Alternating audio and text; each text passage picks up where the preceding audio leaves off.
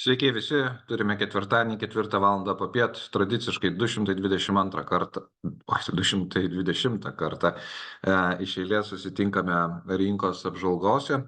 Apžvalgą vedu aš, Marius Dubnikovas, Compensa Life verslo plėtros vadovas ir turime jau rugsėjo vidurį, rugsėjo 19 diena, antrą pusę praktiškai.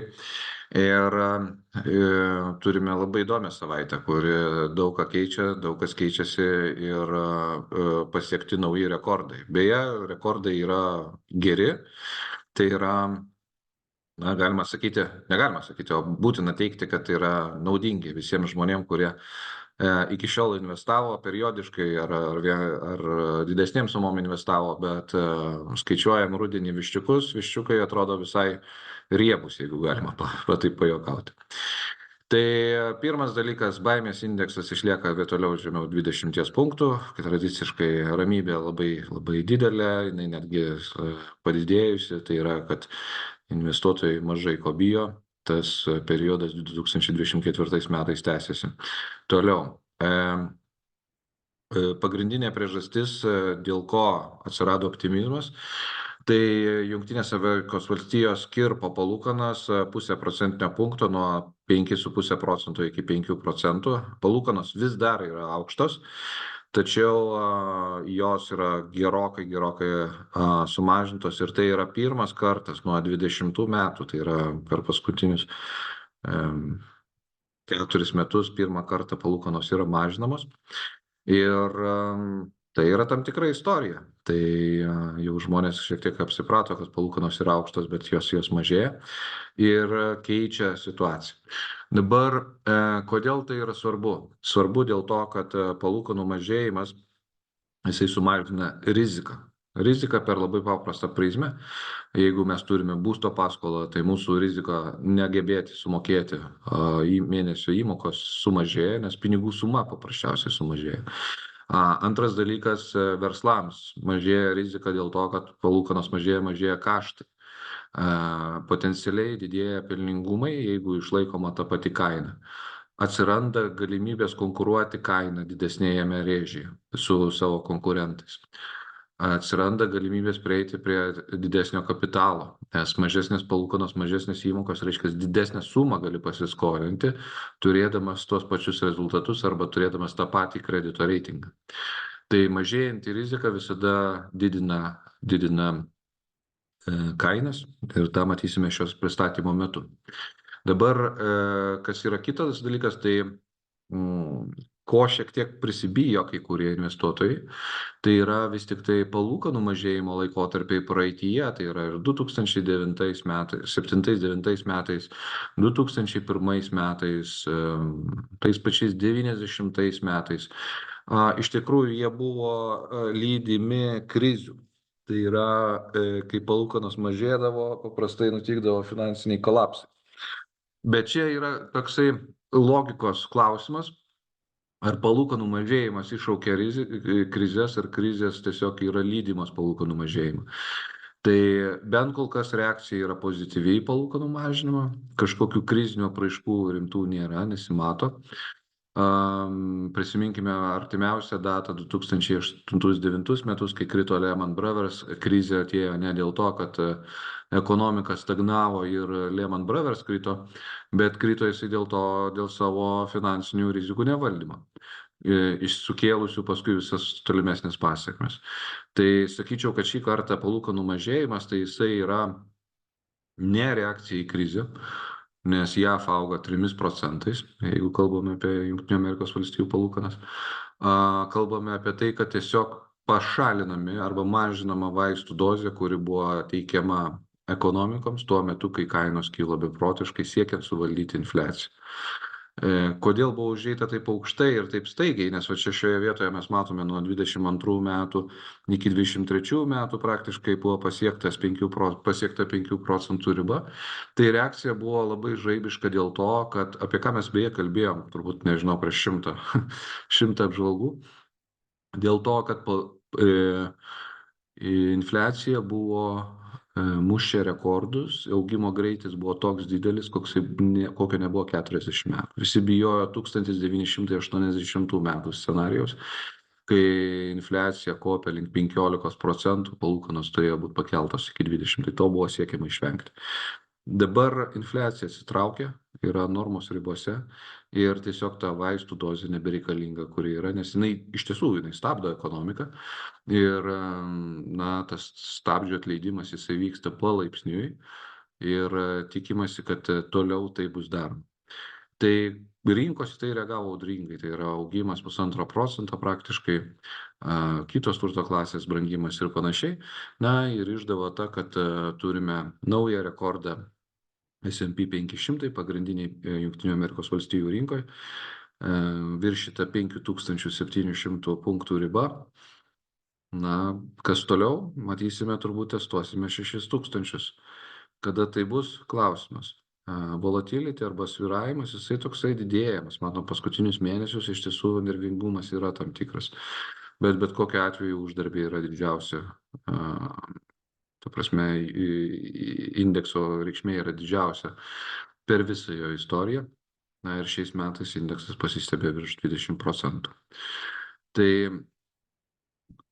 iš tikrųjų palūkanų mažinimas veikia rinkas. Labiau tikėjausi iš tiesų, kad ta reakcija bus galbūt nuosaikesnė, nes vis tik tai buvo skaičiuojama tikimybė, kad palūkanos bus mažinamos 0,5 punkto, bet dalis investuotojų tikėjusi ketvirčio tik tai mažėjimo. Tai daug kur apžvalgose tai įvardyma kaip jumbo rate cut, tai yra milžiniškas palūkanų sumažinimas. Aš nemanau, kad reikėtų tai labai stipriai pervertinti, bet žiniasklaida yra žiniasklaida, taip įvardina, kaip atrodo geriau. Bet kokiu atveju efektas buvo padarytas finansų rinkos. Tolimesnė ateitis, ko galima tikėtis? Tai be abejo per posėdį Jungtinių Amerikos valstijų centrinis bankas informavo, kad labai tikėtina, kad šių metų pabaigoje, gruodį prieš Kalėdas vykstančiame susirinkime bus dar sumažinta 0,5 punkto iki 4,5 procentinio punkto palūkanos. Na, o aš pasižiūrėjau, ką rodo ateities sandoriai šiandien dienai, tai birželio mėnesį, tai dar už pusmečio jau kitų metų, 25 metų vidury, kai 18 dieną birželio rinksis JAV centrinis bankas, tai didžiausia tikimybė anot ateities sandorių, kurie yra sudaromi šiandien, kad palūkanos bus 3,25%. Ir lygiai po tiek pat tikimybės yra pasiskirstę, kad bus 3 arba 3,5. Praktiškai labai mažos klaidos ir mažos tikimybės, kad bus 4 arba 2,5, ar 2,75, 3,75. Tai tikėtina, kad kažkur rinka taiko į šį tašką, tai 3,5%, kas yra reikšmingas dydis nuo šito kiekio ir tai gali rinkas palaikyti. Apskritai 3% bazinė palūkanų norma labai normali, sakyčiau. Prasme, mes visiškai buvom pamiršę, kad pinigai turi kainuoti ir tai būtų ir paskata pakankamai didelė turėti į fiksuoto pajamingumo investicijas ir lygiai taip pat tie, kas turi skolų, sakant, atsipalaidavimas būtų gerokai didesnis. Tai šviesus rytojus, beje, kalbant apie Europą, iš Europos tikimasi, kad palūkanos galėtų būti jau kitų metų viduryje apie 2,5 netgi procentų. Tai dabar turim 3,5. Tai iš tiesų žiūrint į rinką, aš manau, kad ateinam visai neblogą tašką, su sąlyga, kad nesužinosime kažko tai baisaus, ko šiuo metu nesuvokiame arba nežinome. Tai čia pasiliekant tam tikrą apsaugą, kad paaiškint, kodėl taip neįvyko tas gerasis proveržis. Bet kalbant rimtai, tai iš tiesų tiek įmonių rezultatai turėtų gerėti po šitų pokyčių. Tiek žaliavų prieinamumas didėja, nes dolerio kursas leidžiasi, kas yra palanku daliai pasaulio, tame tarp ir mum. Ir taip toliau. Tai kas dar yra įdomu, tai 10 metų Jungtinių Amerikos valstijų obligacijų pajamingumas krito žemiau 4%. Ir jeigu pamenat, mes per savo apžvalgas kalbėjome, kad tikrai nebloga mintis, ypatingai praėjusiais metais, buvo pirkti 10 metų obligacijas, kai pajamingumai buvo apie 5%, arba pirkti šiais metais obligacijas, kai buvo pajamingumas virš 4%, 4,5 netgi procento. Nes tai panašėjo į piką, Ir tai, ko gero, kad realizuojasi, palūkanos taip pat mažėja už obligacijas, natūralu, mažinant centrinio banko palūkanas. Tai ką tai reiškia investuotojams mums? Tai reiškia paprastus dalykus. Tai yra galimybė šiandien dienai uždirbti iš obligacijų mažėja. Jeigu dabar tik tai bandome įeiti į rinką, tie, kas į rinką įėjo anksčiau, praėjusiais metais, šiais metais, šių metų pradžioje, iš tiesų fiksuoja labai puikų pelną. Tai paskaičiuokim labai paprastai. Jeigu nupirkai obligaciją ties 5%, šiuo metu yra 3,7 ir tai yra 10 metų obligacija, tai per trumpą laiką jau yra 13% grąžos. Tai ir per metus laiko iš obligacijų. Tikrai buvo galima uždirbti daug. Ir tai atsispindi ir obligacijų fonduose, ir tame tarpe ir mūsų fonduose, kuriuos mes platinam, ir bet kuri kita įmonė, kuri platina panašius instrumentus, taip pat gali pasigirti iš tiesų gerais rezultatais. Tai rinka yra dosni šiandien dienai. Kas dar? Audringai sutiko palūkanų mažinimą rinkos. Čia šios dienos nuotrauka, kaip keitėsi rinkų indeksai, tai S&P 500 dar prieš atsidarant rinkai 1,5% augo. Japonijos indeksas 3% augimas, Britai 1%, vokiečiai 1,5%, prancūzai 2%, na ir taip toliau. Ta prasme, tai reakcija iš tiesų labai pozityvi, teigiama. Ir Jungtinių Amerikos valstijų sprendimas vis tik tai, kaip jisai yra paskelbiamas, turi didžiausią įtaką, nes Europos sprendimas turėjo įtakos, bet nebuvo toks didelis. Jį vis tik tai doleris lemia viso pasaulio tendencijas ir koks požiūris bebūtų, jisai turi tą įtaką. Iš įdomesnių naujienų, kas šią savaitę buvo, dažnai sakau automobilių pramonės skaičius, nes tai irgi yra indikatorius. Paprastai tai yra tokia prekė, kurią gali atidėti, jeigu tau sunkiai sekasi, arba paspartinti, jeigu laikaisi pozityviai. Pirkimas tai buvo paskelbta šią savaitę naujų automobilių registracija Europos Sąjungoje. Tai rugpjūtį krito vis tik tai pardavimai, jie paprastai, aišku, atostogų metu yra šiek tiek mažesni. Registracijos, atsiprašau, čia yra registracijos naujų automobilių. Na, tas pats, kas pirkimas, bet tai yra pristatymas jau ir registracija. Tai lyginant su Liepa 18% kritimas. Šiame skaičiuje mėlyname stulpelyje yra ir elektromobiliai. Elektromobilių registruojama ženkliai mažiau negu ir prieš mėnesį, ir prieš metus. Tai automobilių rinka traukiasi tragiškai 30-25% priklausomai nuo mėnesio. Ir žmonės sako tokį sprendimą tokį daryti. Tai ką iš to galima daryti išvadą? Technologija, ko gero, kad bent šio laiko momentu nėra labai mylima. Atstumas nuvažiuojamas europiečiams yra per mažas. Jie žvalgosi į hibridinius automobilius, kurie turi kažkokį tai dalinį elektros elementą, na ir benzininius automobilius taip pat. Kas yra gera žinia, nes buvo daug niūrių naujienų apie tai, kad Vokietijos automobilių pramonė traukiasi dėl to, kad kinai su elektromobiliais užkovoja rinką ir taip toliau. Tai galima sakyti, kad kinai su savo elektromobiliais rinkoje atrodo gerai, bet ta rinka traukiasi. Bendrai paėmus automobilių registracijos Europoje per pirmus 8 mėnesius padidėjo 1,5%. Visiškai niekas, mizeris, bet bendrai paėmus bent jau tendencija neneigiama. Ir tai rodo, kaip gyvuoja svarbi Europai pramonė, vienas dalykas. Antras dalykas, žmonių apsisprendimas persėsti į naujus automobilius arba pirkti naują automobilį, įmonių apsisprendimas ir panašiai. Tai paskutiniu metu, paskutinio mėnesio duomenys šiek tiek šokiruoja, -18, bet bendram kontekste yra +1,5%. Su kuo važiuoja europiečiai? Tai šiaip dėl įdomumo, galbūt nedažnai susimąstome, bet galbūt kažkas priiminėja iš mūsų automobilio pirkimo sprendimą. Tai daugiausiai visgi dar automobilių parduodama trečdalis yra benzininių automobilių. Dizelinių automobilių rinka susitraukė iki 11%. Čia turiu mintyje naujai registruotų automobilių rugpjūčio mėnesį. Hibridinių elektrinių automobilių rinka auga ir tikėtina, kad peraugs į didesnę pusę negu benzininių automobilių. Na ir pilnai elektrinių, tai yra su baterija varomų, panašiai parduodama kaip dyzelių. Na ir paskui plaginai, labai nedaug, 7%, na ir visokie kitokie egzotika yra mažiau negu 3%.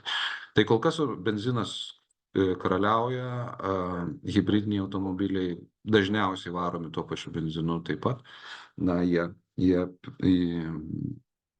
vejasi greičiausiai bus lyderis. Tai kalbant apie naujo automobilio pirkimą, ko gero, kad galima pasižiūrėti į tendencijas. Na ir kaip minėjau, palūkanų mažinimas sudavė smūgį per euro dolerio kursą, doleris toliau nuvertėjo, šiandien buvo kirsta $1.11 riba, pabandyta net ir 1.12. Bus matyt, kaip ateityje, ilguoju periodu žiūrint, toks kursas nieko nestebina, praeityje buvo doleris ir daug silpnesnis, nes 1.25 buvo dar 18 metais ir beveik 1.30 14 metais prieš 10 metų, tai tos erdvės iš tiesų yra. Ir tai yra gera naujiena, nes mūsų žaliavos atpigusios. Tai, kaip sakau, degalinė siunčia reklaminės žinutės apie tai, kad atvažiuokite užsipilti benzino už €1.30, nes rytoj bus €1.29. Tai šiek tiek pajuokaujant. Dabar dolerio kurso įtaka, ką tai keičia. Yra teigiama ir neigiama naujiena. Neigiama naujiena be abejo, kas eksportuoja į Jungtines Amerikos valstijas, silpnėjantis doleris duoda mažiau pajamų eurais. Tai kenkia tokioms įmonėms, vėlgi europietiškoms eksportuotojams. Iš kitos pusės, jeigu mes žiūrėsime į Jungtinių Amerikos valstijų rinką ir tenais kotiruojamos kompanijas, kurios yra gryni eksportuotojai į likusį pasaulį, tai dolerio pigimas jiems atneša vis geresnius rezultatus, nes pavyzdžiui, amerikiečių fabrikas Europoje, jisai ne tik tai pats balanse pabrangsta kaip fabrikas, bet ir jo veiklos rezultatai gerokai pagerėja. Tai lyginant su 22 metais, realiai pajamos vien tik tai dėl valiutos kurso iš eksporto amerikiečiams gali padidėti 11-15%. Ir tai duoda geresnius rezultatus doleriais, kas į akcijų kainą įsiskaičiuoja pozityviai. Tai čia priklausomai, kurioje rinkoje mes veikiame, kokias bendrovės turime ir ką investuojame. Kas dar? Dujų kaina stabilizavosi žemiau $40, bando ties 35, atsiprašau, eurais už megavatą, 35 svyruoti. Įdomi naujiena šią savaitę, tai yra mes jau pasiekėm dujų saugyklų užpildymo lygį dar rugsėjo mėnesį 93%. Tai praktiškai saugyklos yra užpildytos, manau, kad dar porą procentų galbūt ir padidės, bet jau technologiškai daugiau beveik ir neįmanoma. Tai žiemai pasiruošta, energetika turėtų būti stabili, šitoje vietoje kažkokių baimių nėra. Kas mažina vėlgi riziką, rizikos mažėjimas duoda didesnį verslų kainą. Brent rūšies nafta žemiau $75, įvairūs svarstymai. Vienas iš paaiškinimų, dėl ko, pavyzdžiui, brangsta žaliavos šiandien dienai, tai yra dolerio irgi pigimas, nes didėja, sakykime, naftos patrauklumas, jinai pinga pagaliau ir tai gali paskatinti vartojimą, kas didina kainą. Tai viskas yra tvarkoje. Na ir vario kaina taip pat styptelėjo į priekį, vėl dėl dolerio pigimo, dėl kinų galimo aktyvumo augimo ir panašiai. Tai čia yra gera naujiena. Kas man patinka asmeniškai, tai buvo tikrai besiformuojanti tokia neigiama tendencija, kur aiškus kanaliukas buvo, o čia įvyko apsisukimas būtent rugsėjo mėnesį ir buvo ta tendencija sulaužyta. Tai paprastai ganėtinai stiprus signalas. Aišku, reikėtų dar biškį truputį daugiau didesnės kainos, kad būtų patvirtinimas aiškus, bet tai pretenduoja į tendencijos sulaužymą. Kas vėlgi sakytų, kad investuotojų aktyvumas auga. Na ir auksas. Nemėgstu aukso investicijos, labai sunku jo paaiškinti jo vertę ir kodėl jis turi tiek kainuoti, bet auksas pasiekė iš tiesų naujus rekordus, kaip ir akcijos. Beveik $600 už trojos unciją. Paaiškinimas yra labai paprastas, tai kuris yra teikiamas, kuriam tikrai galima priprasti. pritarti tai, kad investuotojai keičia fiksuoto pajamingumo arba obligacijų investicijas į auksą, nes obligacijos artėja, ypatingai trumpo periodo obligacijos artėja prie nulinių atžymų arba 1%, sakykim, ir grąžos negeneruojantis turtas yra keičiamas į auksą, kuris tarsi, turi didesnį sentimentą, didesnį pasitikėjimą. Tai būtent taip yra paaiškinama aukso populiarumas. Na ir kitas dalykas, be abejo, pinigų kiekis vėl. Pinigų kiekis yra pakankamai didelis, tai auksas yra paklausus. Na ir kas vyksta su mūsų fondais, tai fondai dėka tų dviejų pozityvių bangų, tai yra brangstančių obligacijų ir brangstančių akcijų, toliau judina savo grąžas į priekį, tai obligacijos 7, beveik 10% grąžos, vidutinės rizikos, kur ir akcijos ir obligacijos susitinka, tai 10-12%. Na ir rizikingiausi fondai išlieka aukštumose. Populiariausi fondai europiniai ir Jungtinių Amerikos valstijų praktiškai visi po 25% per paskutinius 12 mėnesių generuoja. Na ir mano minimas žaliasis fondas, ESG fondas 17%.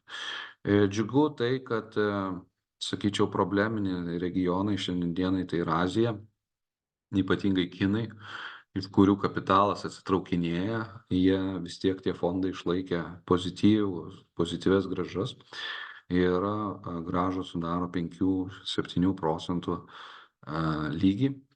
Tai bet kokiu atveju visi platinami, absoliučiai visi platinami Compensus Life fondai yra pelningi ir praktiškai atitinka savo tikslus, kurie yra keliami vienai ar kitai rizikai.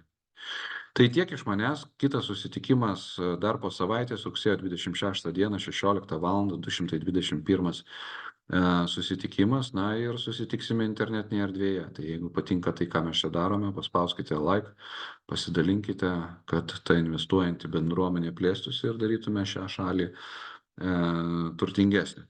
Na, o kas turi klausimų, tai kas dalyvavo gyvai, laikas juos atsakyti.